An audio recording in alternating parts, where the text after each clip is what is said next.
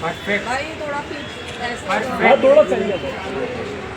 Perfect perfect कोनों का इसका मुंह चुप रहा है।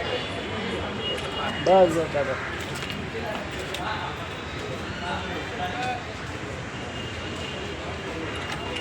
परफेक्ट भाई थोड़ा पीछे ऐसे हाँ थोड़ा चाहिए था। परफेक्ट परफेक्ट कोनों का इसका मुंह चुप रहा है। बस बस दादा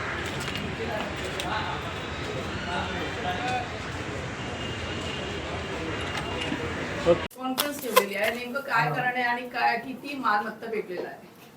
मुंब्रा पोलीस स्टेशनचे जे NDPS पथक आहे त्यांनी NDPS कारवाई केलेली आहे. त्यांनी मोठ्या प्रमाणात म्हणजे 2 किलो 205 ग्रॅम चरस जे आहे ज्याची किंमत 1,10,25,000 रुपये आहे हा मुद्देमाल जप्त केलेला आहे. तर मुंब्रा पोलीस स्टेशनचे NDPS सेलचे अधिकारी आहेत सपोनी केदार आणि सपोनी जाधव आणि त्यांचे पथक हे मुंब्रा पोलीस स्टेशन हद्दीत पेट्रोलिंग करत असताना काळसेकर परिसरामध्ये ऐरोली मुंब्रा ब्रिज बोगद्याजवळ त्यांना एका निर्जन स्थळी एक इसम संशयितरित्या उभा असताना दिसला. त्याच्याजवळ गेले असता तो तिथून पळून जाऊ लागला. त्याच्यामुळे त्यांना संशय आल्याने त्यांनी त्याला ताब्यात घेतले आणि मुंब्रा पोलीस स्टेशनचे पोनी पगार यांना तात्काळ घटनास्थळी बोलवले आणि त्यांच्या उपस्थितीत त्यांनी त्याची झडती घेतली असता त्याच्याकडून 2 किलो 205 ग्रॅम चरस ज्याची किंमत 1,10,25,000 रुपये आहे एवढ्या रकमेचा जो आहे अंमली पदार्थ जप्त केलेला आहे.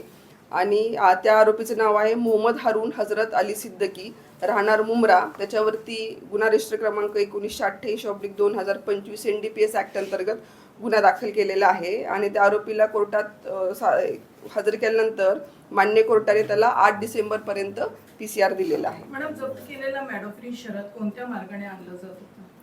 आता हा जो आहे तो जम्मू काश्मीर राज्यातून विक्रीसाठी घेऊन येत असल्याचं आपल्या प्रथमदर्शी तपासामध्ये निष्पन्न झालेला आहे आणि या आरोपी विरुद्ध अजमेर राजस्थान या ठिकाणी देखील गुन्हा दाखल झालेला आहे. आधीचा पूर्वचित रेकॉर्ड आहे आणि याचा देखील आपण अजून तपास करत आहोत.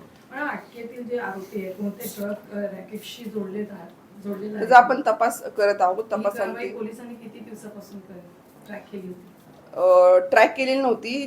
चान्स रेट आपल्याला मिळालेली आहे. आपल्याला संशयित आरोपी मिळाल्यानंतर आपण त्याची झडती घेतलेली आहे. मॅडम परिसरातून अजून कोणते साथीदार किंवा मुख्य पुरवठा शोधले जात आहेत का? आपण त्याचा शोध घेत आहोत. सध्या तरी एकच आरोपी आपल्या अटकेमध्ये आहे. आणि पुढील तपासाची जी दिशा आहे फॉरेन्सिक व नेटवर्क तपास कशी राबवली जाते?